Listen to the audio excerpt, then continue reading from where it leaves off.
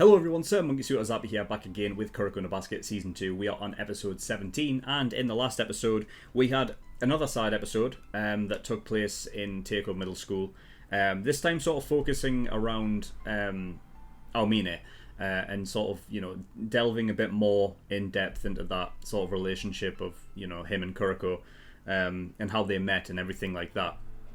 And it was definitely an interesting episode, and I think in a way it was sort of needed. I think it added so much more depth to their sort of relationship. So the character development and everything like that is a lot more sort of finely tuned. I think beforehand we did understand exactly the reason why Aomine had his change, but I think getting a lot more time with Aomine when he was his happy-go-lucky self, I think just really sort of hits home how drastic that change was. You know what I mean? So I think having it planted in the middle of this sort of match is a real nice sort of I guess maybe more of a calm episode. You know what I mean? Take us away from the action to sort of let us breathe, and then come back into it with a hell of a lot more knowledge of where we've been, where we've come to, where we are, and yeah. So I feel like the rest of this match is going to be really, really cool, and I can't wait to get into it. So I'm not going to talk any longer. We're going to get straight into episode 17.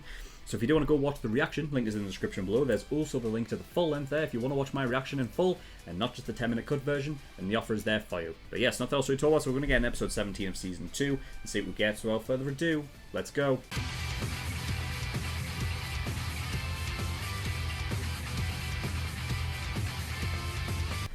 Oh my god, dude. I can't believe I have to fucking wait a week to see the outcome of this.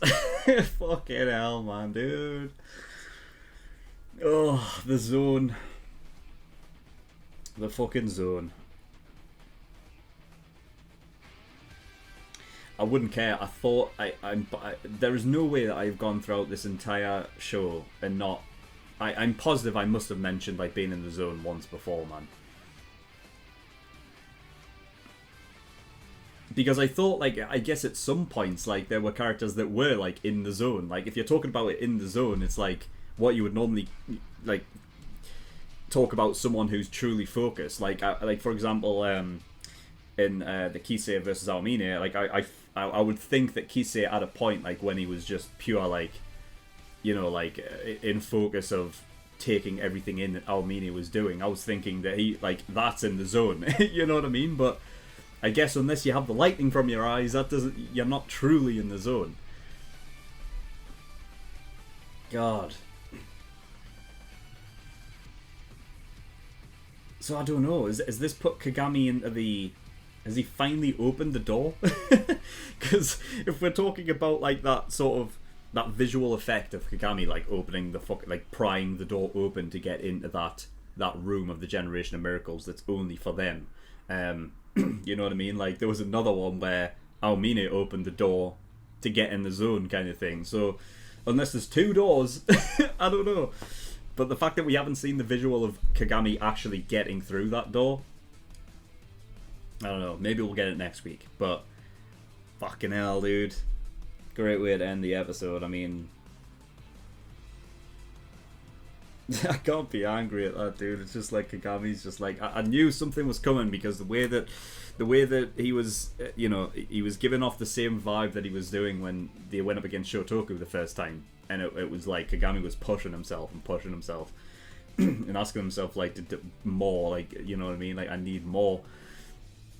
That he would push himself to this limit, you know what I mean? And this is what we need to win the game, because before that I was I wasn't I just didn't expect for Kagami to be able to push himself to get into the zone, you know what I mean? I didn't think that was something that was possible, and Aomine at that true effectiveness, I was how do you stop this? I mean, before I thought it was it was bad when Kuroko's misdirection wore off and they had the perfect game plan to go against it until Overflow came out. I thought it was bad then, but then this, I was just fuck, this is not good, dude, especially with we've got 2 minutes left. That's it. the last quarter, and like, more than half of the quarter had gone, and Aomine had went into the zone, and it was just like they were 5 points behind at most, and I was just like, shit in hell, dude. Like, this is bad timing, because Aomine could literally just run away with it if he wanted to. So this is literally like the last hope of anything that we could have had for Syrian to win the game.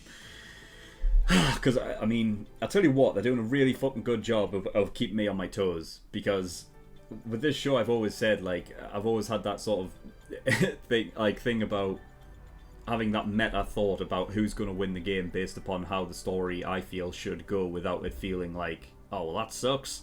You know what I mean? They did it before with the drawing of Shotoku in the second match, but then I still thought that was bullshit. It's like, just let them have that fucking overtime, man, dude. Let Shotoku get that win, but I guess on the sort of offset, like, of Syrian just not wanting to lose regardless of if it's a knockout game or not. So, Jesus, man. Well, Kuroko just before then as well, pulling out his Kagami. Because that was the one thing of Kagami where I was like, dude, nice.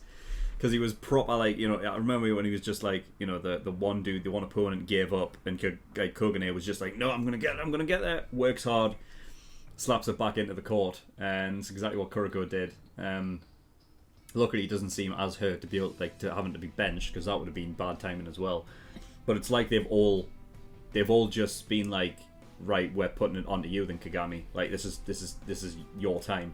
The rest of them is just to allow him to have that time with to go on one-on-one with Aomine, you know what I mean, and actually believe in their ace, which I think's the first time that they have actually claimed Kagami as their ace. I could be wrong, you know what I mean, because when I watch episodes like 2 episodes every week, get to the point where a lot of episodes I saw earlier on, they were like, you know what I mean? Like, I don't remember all the details, you know what I mean? So, but, yeah, so the fucking zone.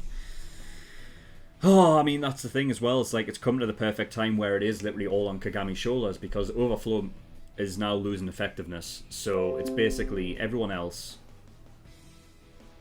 everyone else on the team is there to just make sure that Kagami has everything that he needs to take on Aomine and get us the win here,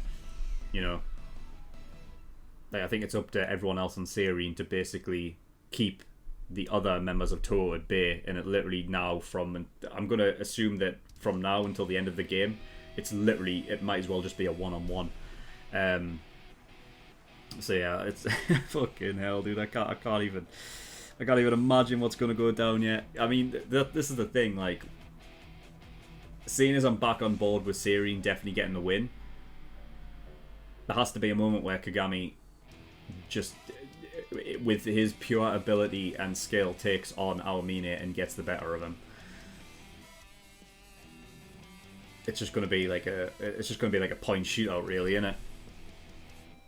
Kagami needs to make. It's basically where Kagami, at his true 100%, needs to outdo Aomine's 100%, because Syrian are still behind like 5 points. So, so even Kagami has to outdo them. But then maybe that's the thing of, like, still using Kuroko to his, to his degree, because now that Kagami is in the zone, it could be a way to literally recharge Kuroko's misdirection, like, quickly. You know what I mean? Like, maybe by Kagami being in the zone, it literally forces.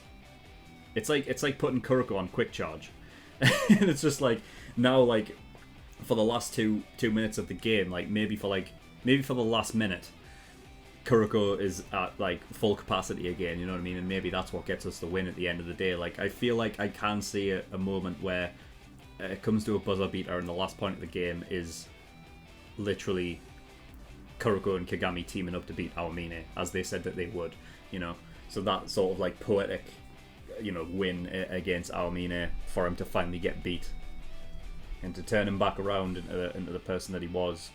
But yeah, crazy, man, crazy. I feel like other than that, it's just like, I've got nothing else to say, really. I mean, the other things I wrote down were things that happened earlier on in the game that I just think, at this point, the zone, with them two in the zone, just completely outweighs any need for me to talk about what happened earlier on in the game. I think the one thing that it was just before Aomine went into the zone, those 3 free throws. That's tough to say. 3 free throws. Because Sakurai was just losing it. I mean, you could see him over time, starting to get, you could see him losing it because Hyuga was getting the better of him for a long period of that match. So it was those two were having a battle between themselves, the 2 3-point shooters. And yeah, at that point where he just basically completely lost his composure, forced Hyuga to, into those, basically charged him, or pushing, I think it's called. But yeah, I mean, that's the thing, is even if Hyuga did get it, which he probably would have, because once he's in that sort of, I was gonna say once he's in the zone, but I literally can't say that anymore, can I? I can't say that unless they have lightning in their eyes. I can't say that they're in the zone. I guess I'm just going to have to say when he's focused and when he's making shots, he wasn't going to miss. So regardless, he would have got 3 points. So I guess in a way, making him get those fouls, I mean, he wasn't going to miss anyway, but maybe on the off chance he might have just missed one, then at least you've stopped him scoring 1 point. So regardless, there is that. But yeah, I mean, having Aomine basically just say Sakurai, get in there. I'm not going to be in that setup for the rebound. I'm just going to stay on the outside. Sort of it was he was he was inhaling and exhaling in a way of just processing everything. Almost I don't know.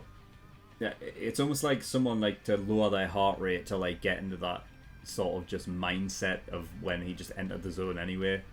It's interesting that I guess when you take into account how Aomine got into the zone versus how Kagami got into the zone, it was Aomine was forced by Serene to get into the zone, whereas Kagami was forcing himself to get into the zone. You know what I mean? It's he fucking,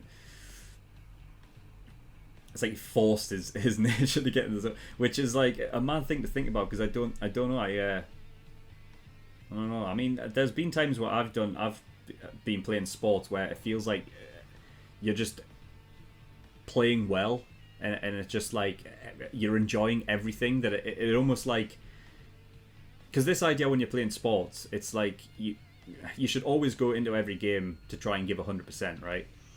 And there's this obviously thing where it's you work hard, right, and you work to try and do your best to either get the ball, get the point, get the goal, whatever it is. You work hard for it, right, and you give 100%. But there's moments when I guess you could relate it to being in the zone, where it's almost as if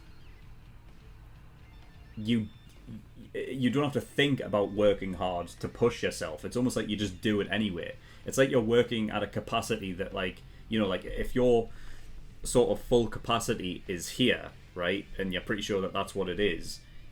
The way that they're talking about it, that 100%, right? Normally you go into a game or a match and you're 80%, right? And that's what it is.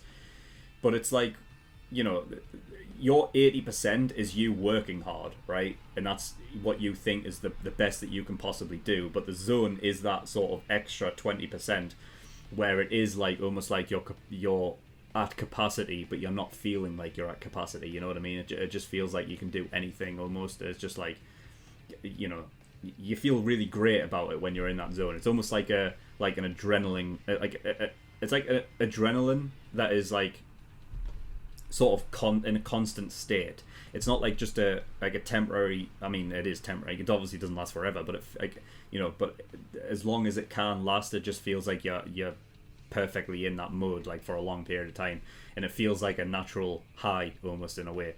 So I've had a few of those moments, but. So I'm guessing that's basically what it is, correlating to this, but yeah. So the zone, I can't wait for fucking next week, but that's how long I'm gonna have to fucking wait. So it's gonna be a long wait for that one, but I'm sure it's gonna be really fucking good. But if you do want to get access to those episodes right now to watch my reaction to what Kagami and Aomine are like in the zone going at it one-on-one, then you can do right now by becoming an early access tier patron and getting access to episode 18 and 19 right now. So yeah, it gives you access to episodes a week early. It's $5 a month. There's also the full length tier if you want to watch any of my reactions in full and not just a 10-minute cut version, and there's the exclusive tier if you want to watch my reactions to movies and things like that. So yeah, keep an eye out for those. But yeah, anyway, that's all I've got. So thank you for watching, and I'll see you all next time. Bye bye.